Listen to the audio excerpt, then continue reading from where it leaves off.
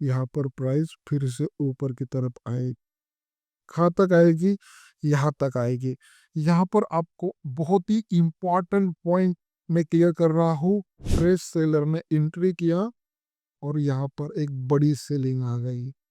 बड़ी सेलिंग इसीलिए आ गई, बराबर, ये डिमांड इस तरीके से क्रिएट हुआ था। फिर से स्ट्रगल किया प्राइस ने, फिर से कहाँ पर आई प्राइस? इस डिमांड के अंदर आई। तो वहां पर फिर से आपको दिखा, ये स्ट्रगल बना, स्ट्रगल किया प्राइस ने और फिर से नीचे की तरफ करेक्शन आया। करेक्शन जब आया, आपको समझना है, करेक्शन जब आया इस एरिया के अंदर,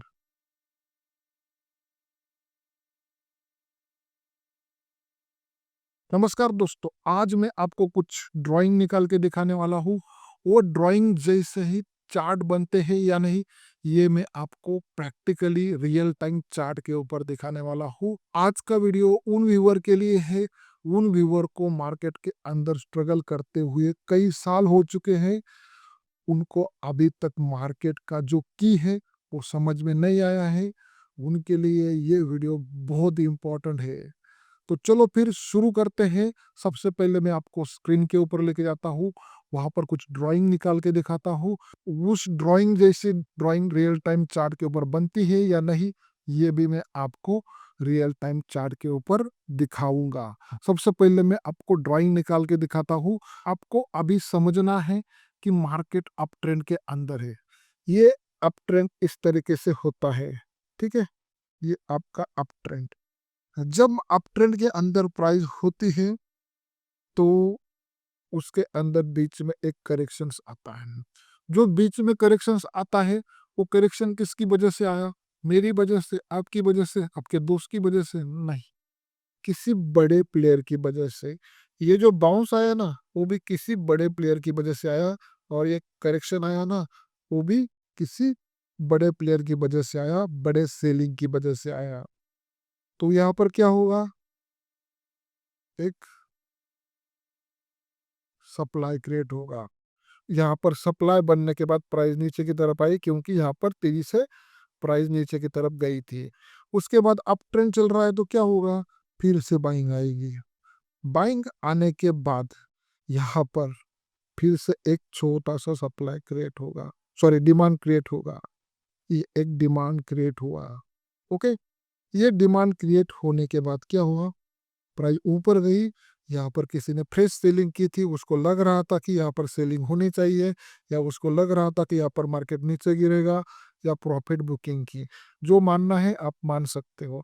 उसके बाद क्या हुआ? प्राइस सप्लाई के अंदर गई तो सीधा ऊपर तो नहीं जाएंगी, क्योंकि यहाँ पर उसको रोकने के लिए कोई सेलर बैठा है।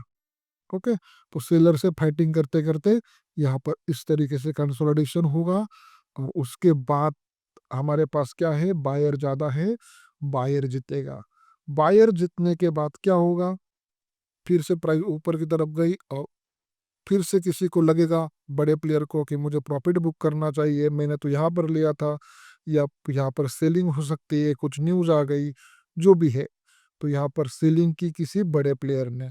सेलिंग करने के बाद एक मामूली सा करेक्शन आया। करेक्शन आने के बाद क्या हुआ? फिर से ऊपर की तरफ प्राइस गई है।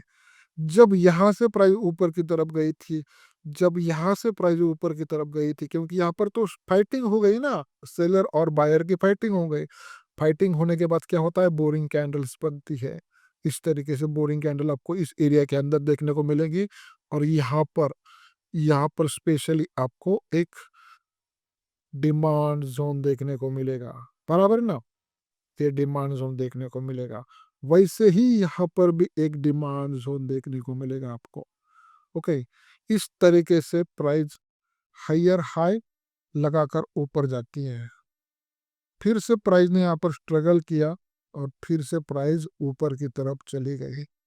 इस तरीके से प्राइस ऊपर की तरफ चली गई, और यहाँ पर फिर से एक डिमांड क्रिएट हुआ। ठीक है, ये डिमांड इस तरीके से आगे आएगा। ओके, और ये भी एक डिमांड है, इस तरीके से आएगा। अब भी यहाँ पर क्या हुआ? ये एक डिमांड है, क्योंकि यहाँ पर फाइटिंग हो गई, सेलर खत्म हो गए, डिमांड, न्यू डिमांड क्रिएट हुआ, और फिर से प्राइस ऊपर की तरफ चले गए। उसके बाद क्या हुआ? यहाँ पर फ्रेश सप्लाई ने, इसको हम रेड करते हैं, फ्रेश सेलर ने एंट्री किया और यहाँ पर एक बड़ी सेलिंग आ गई।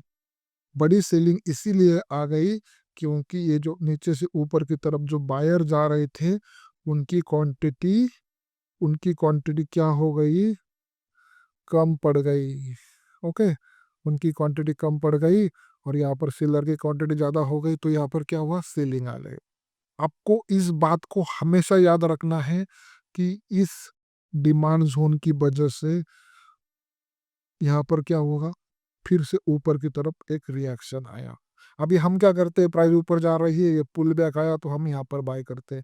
हमारे जैसे बहुत सारे होते हैं, विथ बड़े प्लेयर भी होते हैं, लेकिन यहाँ पर क्या हुआ कि इस सप्लाई के अंदर ताकत ज़्यादा होने के कारण क्या हुआ, फिर से प्राइस ने नीचे की तरफ करेक्शन किया।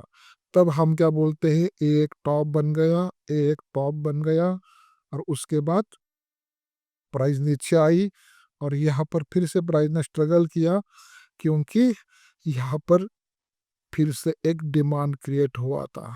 बराबर, ये डिमांड इस तरीके से क्रिएट हुआ था, फिर से स्ट्रगल किया प्राइस ने, फिर से कहाँ पर आई प्राइस, इस डिमांड के अंदर आई, जो यहाँ पर अभी तक वो फ्रेश डिमांड है। फ्रेश डिमांड क्या होता है, ये मैंने डिमांड सप्लाई के प्लेलिस्ट के अंदर डिटेल में एक्सप्लेन किया है। ठीक है, तो यहाँ पर आई और इस तरीके से कंसोलिडेशन हुआ, यहाँ पर इस तरीके से डिमांड के अंदर प्राइस गई, कंसोलिडेशन हुआ, फिर से करेक्शन आया इस डिमांड के अंदर। ओके, स्ट्रगल जब होता है तब कंसोलिडेशन होता है, स्ट्रगल जब होता है तब कंसोलिडेशन होता है, ये आपको मालूम होना चाहिए। डिमांड के अंदर और सप्लाई के अंदर स्ट्रगल हुआ। अभी आपको यहाँ पर दिख रहा होगा, जब जब प्राइस यहाँ से ऊपर जा रहे थे ये एक फ्लैग पैटर्न बना, यहाँ पर भी एक फ्लैग पैटर्न बना और यहाँ पर भी एक फ्लैग पैटर्न बना, यहाँ पर भी एक फ्लैग पैटर्न बना, यहाँ पर भी एक फ्लैग पैटर्न बना। अभी फिर से क्या हुआ, फिर से प्राइस आई, यहाँ पर थोड़ी सी ऊपर गई, यहाँ पर भी ऊपर जा सकती है, यहाँ पर भी ऊपर जा सकती है। ओके, उसके बाद क्या हुआ, फिर से करेक्शन आया। करेक्शन यहाँ पर स्ट्रगल क्यों किया प्राइस ने, यहाँ पर ये डिमांड था। ठीक है, तो ये डिमांड की वजह से इस तरीके से छोटे बड़े बाउंस हमें देखने को मिलते हैं, कंसोलिडेशन देखने को मिलते हैं। लेकिन अगर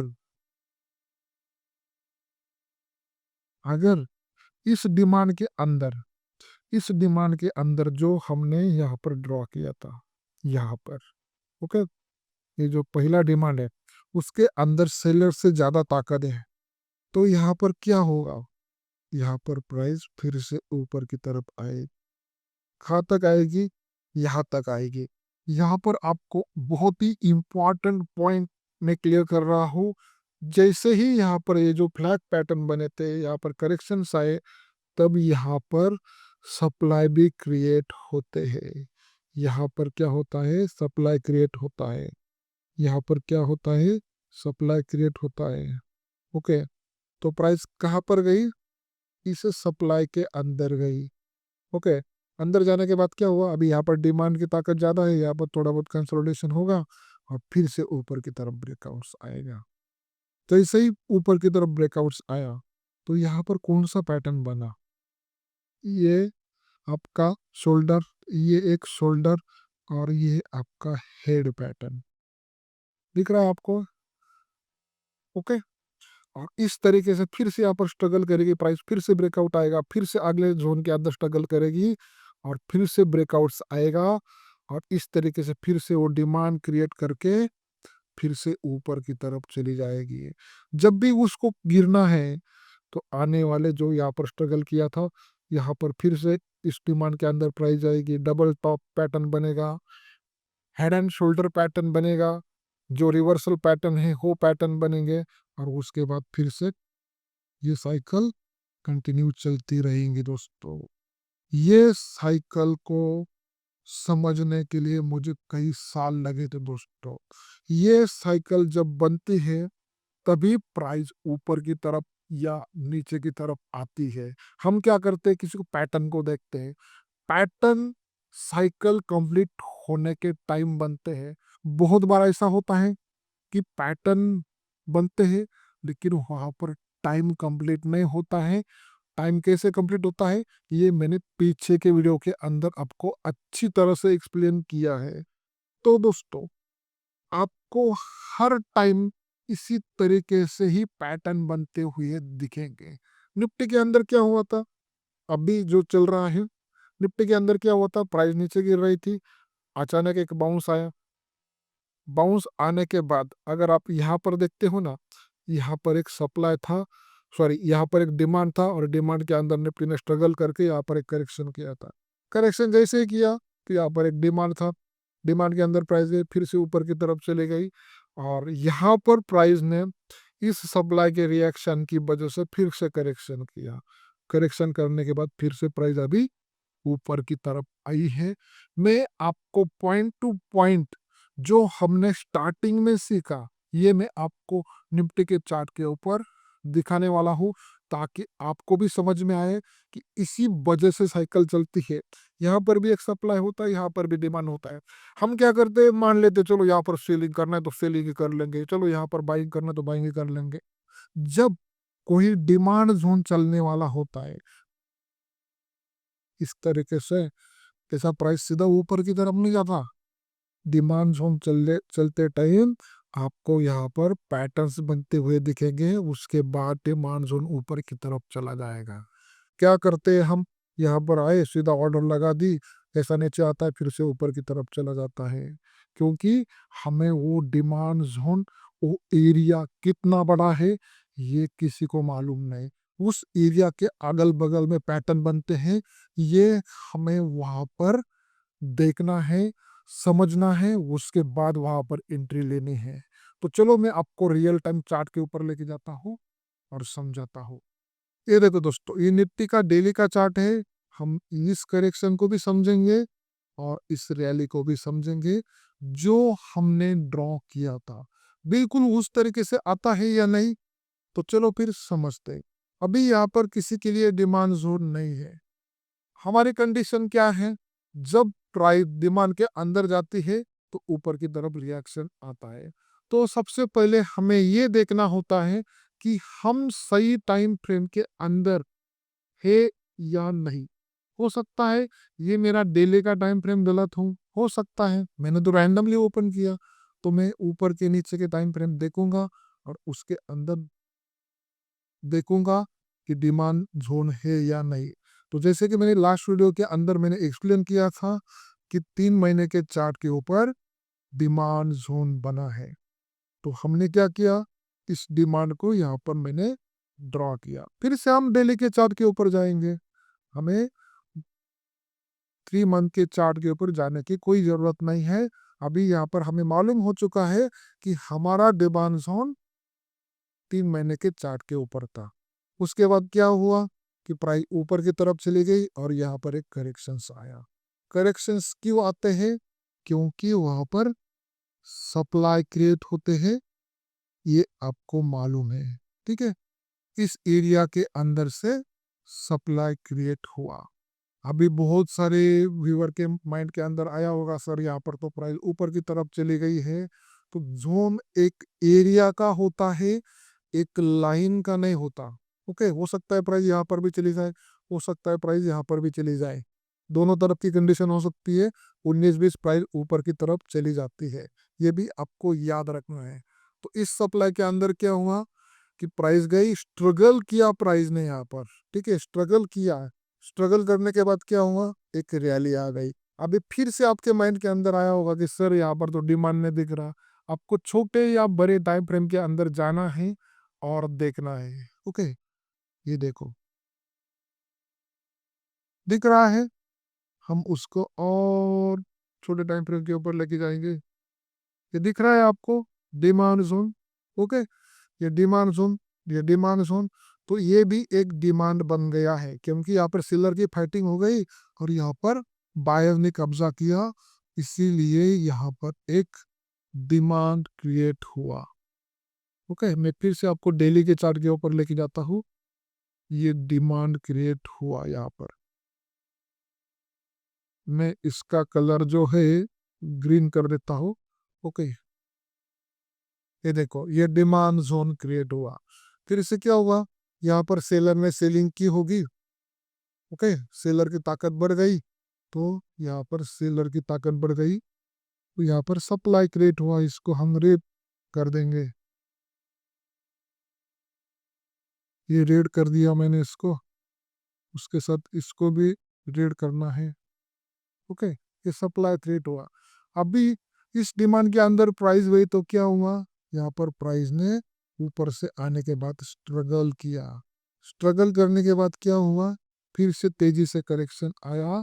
मतलब यहाँ पर भी किसी ना किसी टाइम फ्रेम का सप्लाई बन चुका है। तो फिर से मैं यहाँ पर क्या करता हूँ, सप्लाई ड्रॉ कर लेता हूँ। ठीक है, तो यहाँ पर मैंने सप्लाई ड्रॉ किया। आप देख सकते हो, जैसे ही प्राइस सप्लाई के अंदर गई, सप्लाई ड्रॉ किया, और उसके बाद क्या हुआ, यहाँ पर भी प्राइस ने स्ट्रगल किया है, आपको दिख रहा होगा। ओके, स्ट्रगल किया है। यहाँ पर भी जो हमने सॉरी जो हमने सीखा था, करेक्शन आने के बाद ऊपर जाते टाइम क्या होता है, डिमांड क्रिएट होता है। यहाँ पर भी किसी ना किसी टाइम फ्रेम का डिमांड होगा, जरूर होगा। ओके, तो ये डिमांड दिख रहा है आपको, इस डिमांड को हम ड्रॉ करेंगे इस तरीके से। ओके, वो डिमांड को मैंने ड्रॉ किया।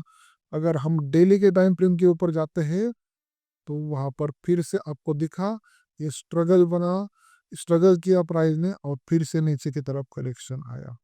करेक्शन जब आया, आपको समझना है, करेक्शन जब आया इस एरिया के अंदर, तो यहाँ पर क्या हुआ, स्ट्रगल हुआ। स्ट्रगल हुआ मतलब क्या हुआ, सप्लाई हुआ, सॉरी सप्लाई क्रिएट हुआ। ओके, क्योंकि यहाँ से प्राइस नीचे की तरफ गिरी थी, तो ये डिमांड, इसको मैं ग्रीन ही कर देता हूँ ताकि कंफ्यूजन ना हो। ठीक है, ओके, तो ये सप्लाई हुआ, और इस सप्लाई का ये रिएक्शन आपको देख सकते हो। लेकिन यहाँ पर क्या हुआ, बायर की ताकत ज़्यादा थी, प्राइस ऊपर की तरफ चली गई, और इस सप्लाई से रिएक्शन आया, डाउन ट्रेंड है। इस सप्लाई से रिएक्शन आने के बाद फिर से क्या हुआ, यहाँ पर एक सप्लाई क्रिएट हुआ, इसको हम कंटिन्यू कर लेते हैं, वही एरिया के अंदर है, या आप इसको भी मान सकते हो। ठीक है, तो इसको हम इस तरीके से सप्लाई मानेंगे। ओके, ये सप्लाई किया, तो अभी आपको इस तरीके से ये सप्लाई, ये डिमांड पीछे का डिमांड है। ठीक है, ये डिमांड दिख रहा होगा। तो अलग अलग टाइम फ्रेम के डिमांड और सप्लाई जोन की वजह से वहां पर बाउंस आए, इस तरीके से बाउंस आ रहे थे। फिर यहाँ पर क्या हुआ था, ये भी देख लो आप, यहाँ पर क्या हुआ था, यहाँ से प्राइस ऊपर की तरफ चली गई, तो पिछले टाइम प्राइस यहाँ से ऊपर की तरफ चली गई थी, मतलब यहाँ पर भी डिमांड था, और उस डिमांड की रिएक्शन की वजह से प्राइस ऊपर की तरफ चली गई। फिर से करेक्शन आया, फिर से प्राइस ऊपर की तरफ चली गई, तो यहाँ पर भी आपको ये डिमांड दिख रहा होगा। अगर आपको डिमांड सप्लाई डिटेल में सीखना है, तो डिस्क्रिप्शन में दिए हुए लिंक से आपको अकाउंट ओपन करना है, आपको और भी एडवांस में डिमांड सप्लाई कंसेप्ट सीखने को मिलेगा, वो भी फ्री में। ठीक है, तो इस डिमांड से फिर से बाउंस आया, और उसके बाद क्या हुआ, इस तरीके से यहाँ पर एक सप्लाई क्रिएट हुआ। देखो किस तरीके से आप देख सकते हो कि सप्लाई क्रिएट हुआ, पिछले टाइम यहाँ पर सप्लाई था। ओके, इस सप्लाई ने ये रिएक्शन दिया, इस सप्लाई का ये रिएक्शन, इस सप्लाई का ये रिएक्शन। अभी आप किस तरीके से समझो, यहाँ पर क्या हुआ था, एक लेफ्ट शोल्डर कहाँ पर बना था, इस डिमांड के अंदर। फिर से प्राइस कहाँ पर गई, बड़े टाइम फ्रेम के डिमांड के अंदर। बड़े टाइम फ्रेम के डिमांड का ऊपर की तरफ रिएक्शन आया। अभी ये न्यूज अगर नहीं आता होता, डोनाल्ड ट्रंप वाला न्यूज, वो न्यूज अगर यहाँ पर नहीं आता, तो यहाँ पर इस तरीके से पैटर्न बन सकता था। और इसका मैंने टेलीग्राम के ऊपर आपको अपडेट भी दिया था। ठीक है, तो इस तरीके से पैटर्न बन के प्राइस ऊपर जा सकती थी, लेकिन यहाँ पर वो न्यूज़ आया, प्राइस गैप डाउन से खुली, उसके बाद फिर से वो न्यूज़ चला गया। ओके, तो उसके बाद प्राइस ने फिर से यहाँ पर कौन सा पैटर्न बनाया, डबल बॉटम पैटर्न। मतलब पहले तैयारी किसकी थी, हेड एंड शोल्डर की, अभी डबल बॉटम पैटर्न की। अगर यहाँ पर फिर से कुछ न्यूज़ आ जाती है, फिर से कुछ और पैटर्न बनेंगे, लेकिन इस एरिया के अंदर ही बनेंगे, वो आपको समझना है। हम क्या करते हैं, पाइप डिमांड के अंदर गए कर दो बाय, सप्लाई के अंदर गए कर दो शॉर्ट। उसके पीछे की हिस्ट्री आपको निकालनी है, पैटर्न को पैटर्न से मिलाना है, तब आपको ये रिजल्ट मिलेंगे। अगर हम छोटे से टाइम फ्रेम के ऊपर जाते हैं तो भी हमें वही पैटर्न देखने को मिलेंगे। ये देखो, अगर मैं आपको अभी करंट का ही दिखाता हूँ, चलो 2 4 5 मिनट के ऊपर जाते हैं तो देखते हैं पैटर्न बनते हैं, बने हैं या नहीं। पे देखो,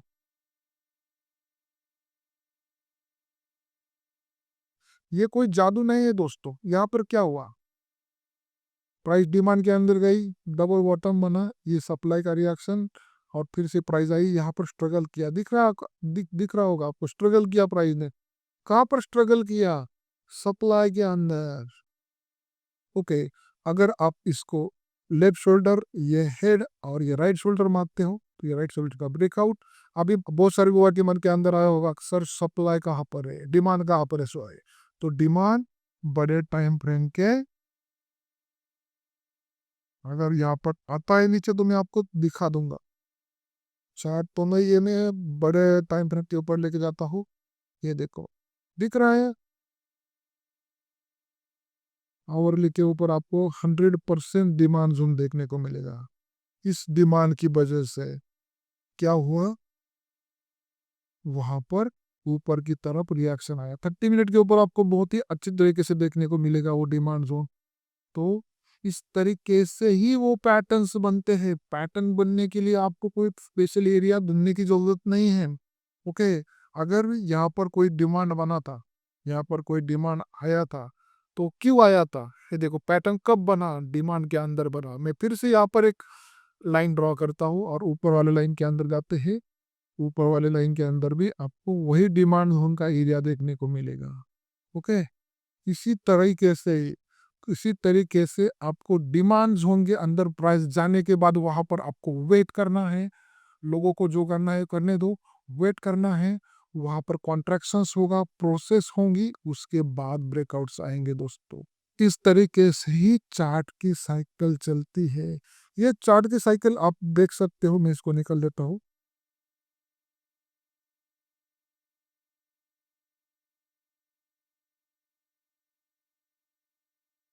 ये ये क्या हुआ, इस सप्लाई का रिएक्शन यहाँ पर देखने को मिला, इस सप्लाई का रिएक्शन यहाँ पर देखने को मिला। यहाँ पर बड़ा सप्लाई रिएक्शन 100% देखने को मिलेगा। इस सप्लाई के अंदर प्राइस आती है तो आपको रिएक्शन देखने को मिलेगा। इस सप्लाई के अंदर प्राइस आई, आपको यहाँ पर रिएक्शन देखने को मिला।